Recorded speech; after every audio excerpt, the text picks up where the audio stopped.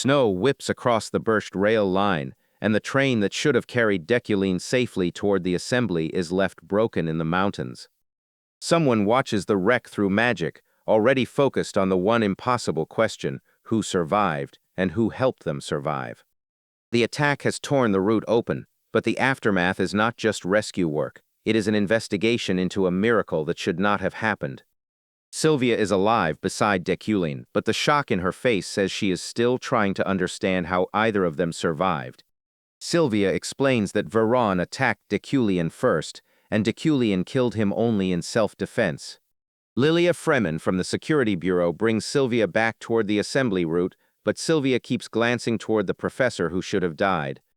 Deculein remains unconscious, and the rescue team has to carry him out while Sylvia quietly wonders whether he will be helped or blamed next. For Deculein, the survival route has changed again, and the train disaster leaves a question more dangerous than the wreck itself. It is an honor, Vice Chief. There was an explosion and an attack. A common occurrence as the Bercht summons assembly is near, so it is not a big deal. I see. Any casualties? No one is injured, but Veron and Deculein are both missing from the train incident. You can hear about the details from the survivor over there. The surviving passenger is barely conscious, but he is the only witness who can explain how the impossible rescue happened. Oh, I believe he is still unconscious from the shock. Lilia hears that some knight saved him, and the story turns strange. The train was floating in mid-air, moved above the snow by magic. Here is a photo. It was so shocking that I took a picture. The photograph shows the wreck suspended and displaced, proof that someone used magic on a scale far beyond a normal emergency spell. Lilia concludes that Veron tried to kill Deculein and failed, then likely fell into despair. Lilia concludes that Veron tried to kill Deculein, failed, and may have fallen into despair afterward. What? I am receiving telepathic message from somewhere. A new signal reaches her before the investigation can settle, and the scattered rescue team turns toward the source. Deculein wakes just enough to hear his own name and realize Lilia is speaking to him. Deculein wakes just enough to hear Lilia saying his name. If it were not for the strange phenomenon that occurred there, I would have been killed by a knight who is not even named. Without the help of an unidentifiable person, I would be the one at the bottom of the cliff. I cannot believe I am so powerless. Lilia introduces herself as Security Bureau investigator Lilia Fremen and asks to question Deculein about the incident. Lilia identifies herself from the Security Bureau and asks to question Deculein about the incident.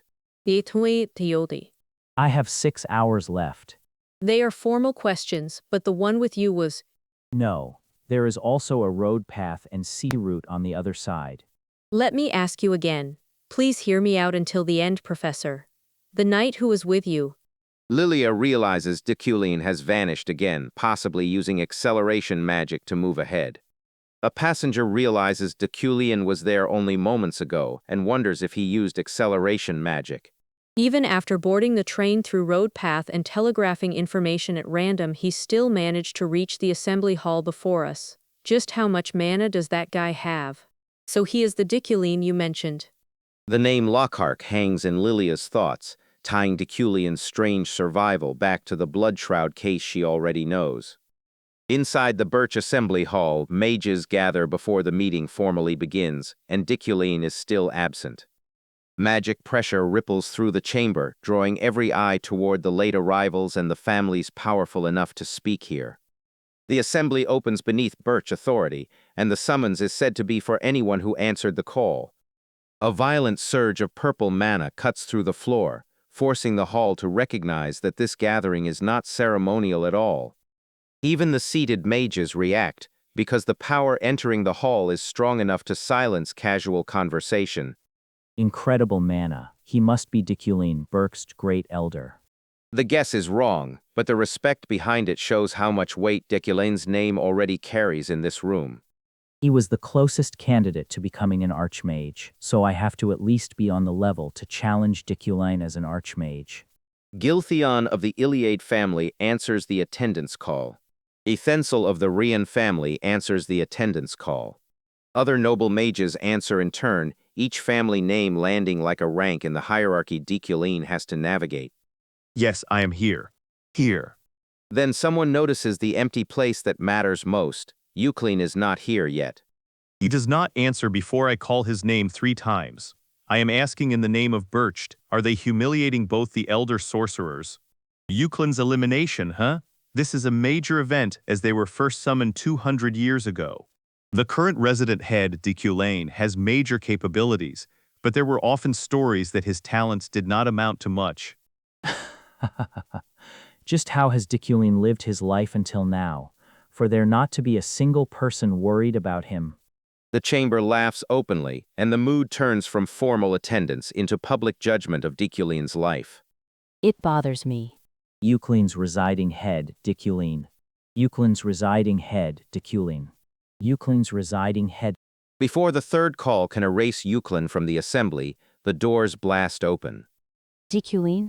Sylvia rises in shock, because the man everyone mocked for absence has arrived alive after crossing a disaster no ordinary mage should have survived. The hall turns toward him, and the ridicule dies under the weight of his entrance.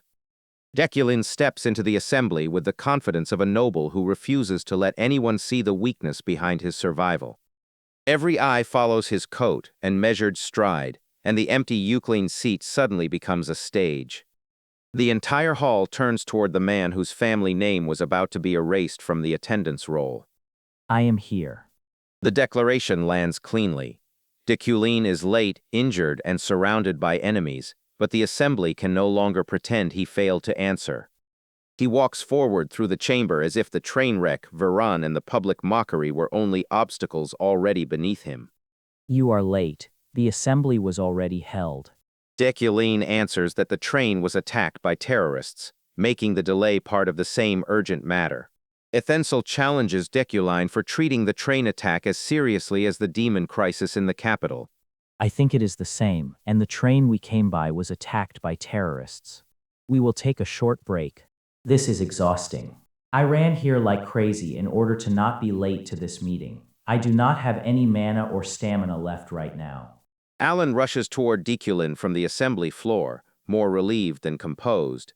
This body's traits and attributes are annoyingly incredible. Deculein tells Alan he is fine and apologizes for being late after guards refused him entry once the meeting began. Are you all right?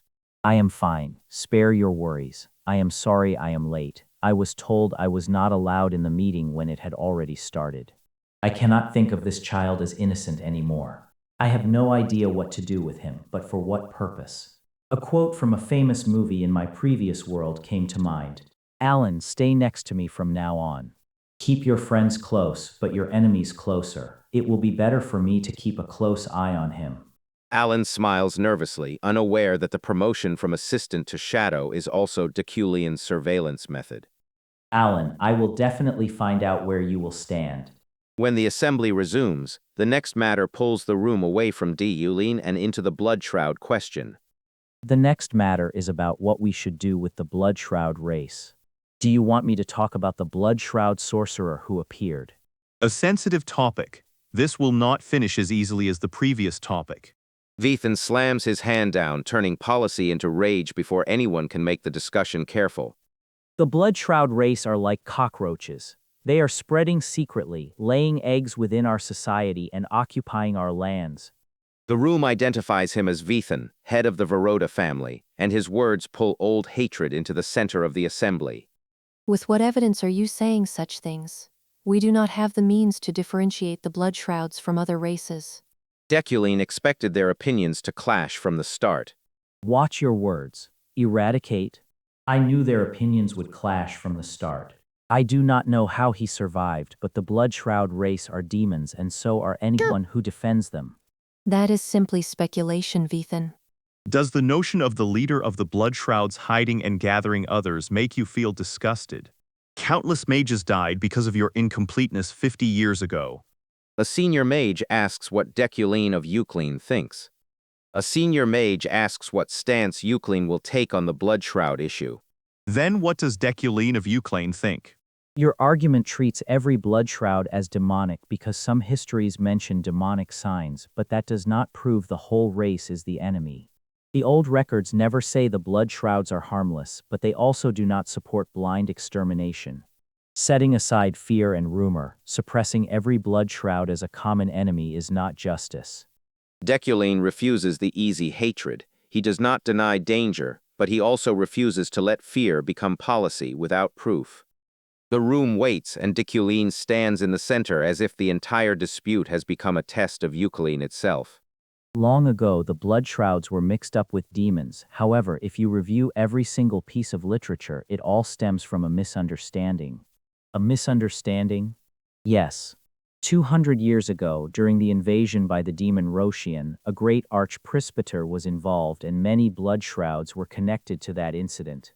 They were killed, they retaliated, and the cycle of bloodshed continued. And the incident you are talking about 60 years ago is simply politics, since a mana storm was discovered on the blood shroud lands. Politics? I do not think that a Deculein who took the mine 60 years ago and killed the most blood shrouds should be saying anything. I will repeat, there is a bloodline born with demonic energy. The Deculein family who killed demonic should know. The tradition of the Deculein family is to hunt demons, not to kill the blood shroud race. The blood shroud are demons. Do not turn our words around so wickedly. Veron shakes under his own anger, but Deculein does not move with the room's heat. Can you take responsibility for those words? Do not desire heaven if born a blood shroud. The one who says such a thing can in turn become the demon.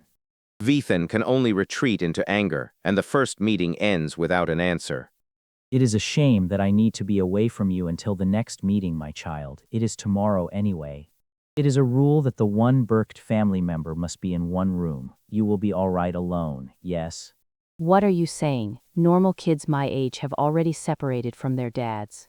Then I will see you tomorrow, my child. Those of the Bercht family have high mana. Perhaps because of that, all sorts of magic phenomena can occur at night. So read the hotel regulation. Yes, I will. Good, so do not worry. The hotel rules are written like a warning manual, and Sylvia reads them with the same pride that keeps her from admitting fear.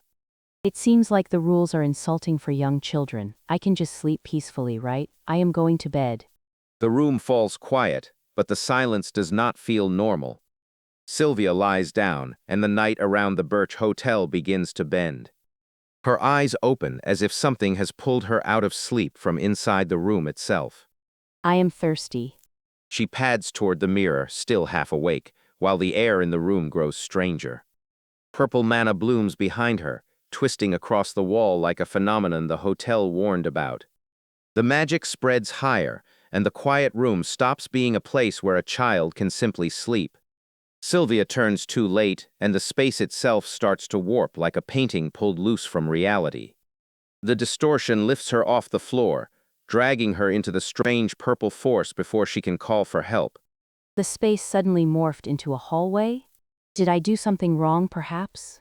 The warped passage groans around her, leaving Sylvia alone inside a phenomenon she tried to dismiss minutes earlier. What is this? The hotel regulation is explicit. Once Sylvia lies down, she must refrain from waking until morning, or she may find herself somewhere else. I cannot get out until morning if I am in bed. Is that why I am like this right now? Inside Bercht, strong mana can create impossible phenomena at night, and Sylvia realizes too late that Deculein warned her for a reason. I was too complacent. I thought it would be fine if I did not leave my room. Calm down. Calm.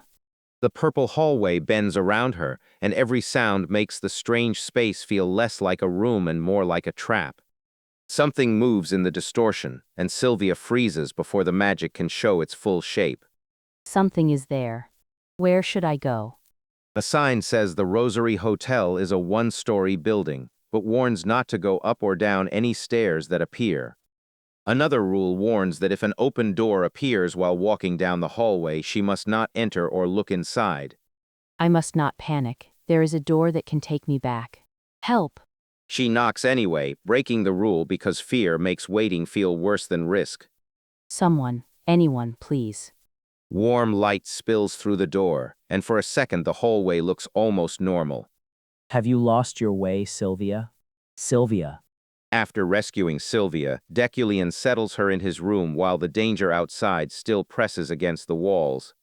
Deculein lets Sylvia into his room before the hallway can swallow her again. Inside Deculein's room, Sylvia apologizes for getting out of bed and losing her way in the phenomenon. I am sorry. I got up from my bed and suddenly ended up in the hallway. Incredible magic phenomena always occur within Bercht. There are many spirits who have lost their consciousness to magic. You should have read the rules properly. An overwhelming aura and an overwhelming nature. If it reaches me with pure emotion, it may stick to the body. A sound tears through the room before Sylvia can fully understand him. A roaming ghost bursts into view, its magic more instinct than body. Sylvia jolts, but Deculein stays seated as if this is only another classroom problem. Stay still. The ghost lunges, and Deculein cuts it down with magic before it can reach her. Blue force slices through the purple mass, clean enough that Sylvia can actually follow the structure of the spell. The remains collapse into drifting mana, leaving Sylvia staring at the lesson hidden inside the danger. Deculein says magic was not created for the purpose of killing. The roaming ghosts are destroyed, but the lesson lands harder than the attack. Magic made only to kill is nothing to admire. As magic was not created with the purpose to kill. Sylvia falls quiet because he is talking about death and magic as if both belong in the same lesson. That is flowing flame. Correct. Lightning. Good. Metallization. Indeed. This is goblin fire. Once again, good job. He did not even look at it. Should I do something half-heartedly on purpose then? Then what about this? However, There is a bit of impurity in the mana circle you embedded into the fire. then what is my weakness, Professor? You should figure that out yourself. But you told Ephraim what hers was. Ephraim found that out by herself. Sylvia has no answer, and that silence hurts more than a scolding would have. Cease your impatience, Sylvia.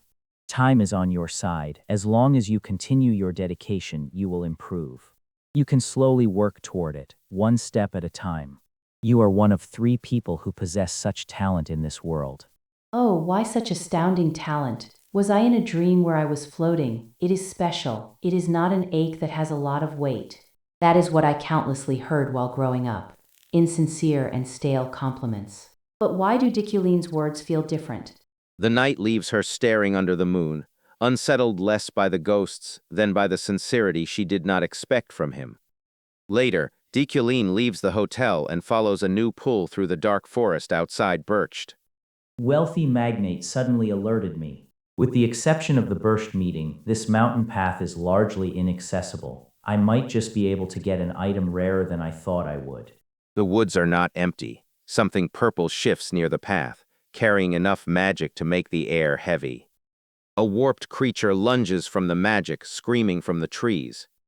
Deculein watches it carefully instead of retreating, because the strange energy may be connected to the thing he came to find.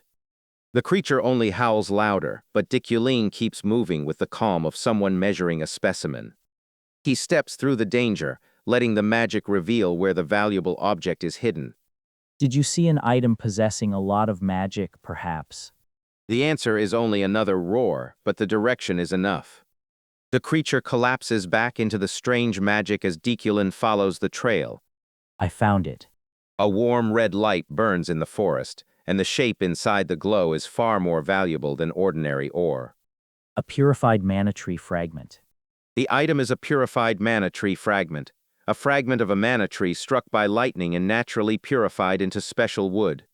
Deculein realizes that making a wand from the fragment could help his power grow faster. After entering this world, I trained and researched without rest, yet this body's ordinary talent still slows me down. If he can shape the fragment into a wand, the weakness of Deculein's ordinary talent may finally become easier to overcome. By morning, Deculein has found a rare material that can make his next path to strength much faster. Back in the assembly fallout, Deculein's Bloodshroud stance hardens the room against him again. That is ridiculous. If you add salt to water, do you call that water salt instead? Deculein is siding with the enemy? Seems so. And here I thought he actually led everyone to the enemy location. What picture is Deculein trying to paint? What are you scheming, Deculein? I am sure that everyone, just like my father, is thinking that Deculein has an ulterior motive, but they are wrong. An ulterior motive, because he is siding with the enemy. but they are wrong. Sylvia watches him closely. To her, Deculein is not hiding a trick here. He is stating what the room refuses to admit. Enough. A conclusion will be reached in this debate. The matter regarding the Bloodshroud will be worked to the next meeting. Let us discuss the next topic. Unlike the Bloodshroud question, the other matters move quickly, and after several days the meeting finally closes. Deculein leaves the assembly with Alan, carrying political suspicion behind him instead of a clean victory. Someone calls out as they leave, cutting through Deculein's irritation with the long debate. Deculein and Alan walk through the district while Deculein considers how to craft a Bercht wand. The next day carries Deculein into Bercht's shopping district. In Bercht's shopping district, Deculein studies the problem of turning rare material into a proper wand. I must create a wand here in Bercht before leaving. What materials would be best to use under mana? The amount of mana is too great to handle. Alan explains that Lilia brought him back safely and calls her his hero. Lilia calls out to Deculein from across the shopping district. What is it? The person over there is my hero. Because of that person, I was able to come here safely. That person is Lilia Freeman. After identifying Lilia, Deculein treats her to a quiet meal instead of another official interrogation. Lilia recognizes Deculein and approaches him formally. Deculein repays Lilia with a meal, but the quiet table quickly turns back toward the investigation. Deculein treats Lilia to a meal to repay her for bringing Alan safely back from the train incident. I thank you for treating me to a meal, Professor. I know it is rude of me to bring this up here, but the investigation has concluded. What happened to the escort guard, Veron? He died because of an ambush. The meal table goes quiet. Veron is no longer a missing guard or a failed attacker. He is dead. Just what is happening exactly? The answer pulls the story back to Lockhart. Under direct imperial order, the interrogation begins at the Security Bureau, and Lockhart is sent to Leokdrak, the most notorious prison. Do you have anything to say? So you are only tight-lipped in interrogation, huh? Power. What? The Ortswirrswark. The room floods with magic as Lockhart forces the hidden power into the open. The spell coils through the interrogation room, and Lilia braces herself behind the table. Lockhart lowers his head, bleeding and furious, but he still refuses to give Lilia the fear she wants. You fool. I told you to not be so rash, he. I did think of killing you. If it is revealed that you are one of us, then public opinion will pressure on me. Did you think leeching off this empire would be possible if you do that? It is possible as long as we are not exposed. We can immediately turn upon beasts. No, we are born with demonic-like abilities. They are simply scared of that. Shut up. The demon-like are not the only ones born with ability. Also, why did you provoke Deculein? We are already keeping an eye on the Eucleans. Is it to kill them? No, he is a true noble. There is no need to kill him. What is a true noble? Quiet. I have enough evidence of the crimes he committed. Lilia's smile never reaches her eyes. She sees Deculein as useful, dangerous, and impossible to read. Deculein's public stance has already made him harder for the Bloodshrouds to place. He is not an ally, but not a simple enemy either. If there were plenty of nobles like him in this world, they would have apologized to everyone else long ago. He did not kill me even though he knew I was a Bloodshroud. Are you not aware that it was the Euclean ancestors who stood at the forefront of slaughtering and oppressing the Bloodshroud? No, I am not. However, if we treat the descendants as said ancestors like this, we are just agreeing with their notion of us being demons. He really wants the last word. You are one to talk, you can do your thing, you can sit in a position of power without getting caught. My entire life I never knew why they had oppression the Bloodshroud in humans with just appearance and blood. Motulus food we cannot eat, no? I just simply need to avoid eating it. Anyway, the Emperor's health is not great. Someone new will soon be appointed, and we have to observe how they will respond to the Bloodshroud. Until then, we are staying quiet. Lay low in Leokdrak. How is he a real noble? He is just the same annoying guy. Back at the meal, Lilia arrives close enough that Alan notices another problem before the conversation can stay polite. Ugh, the smell of alcohol. What now? I do not have much to say to you. Really, I have something I want to hear, Deculein. At the same time, far from the table, someone from the dark side of the Freyhem order receives a report. Something from the dark side of your order. What? Can you repeat what you just said? Veron has died during the mission. The report hits Julie like a blade. Veron was not only an escort tied to Deculein's journey, he was one of her own. Get ready right away. While Deculein remains at the meal, another consequence of the train attack begins moving toward him. Lilia wants answers. Julie has received devastating news, and Veron's death is no longer an incident Deculein can leave behind.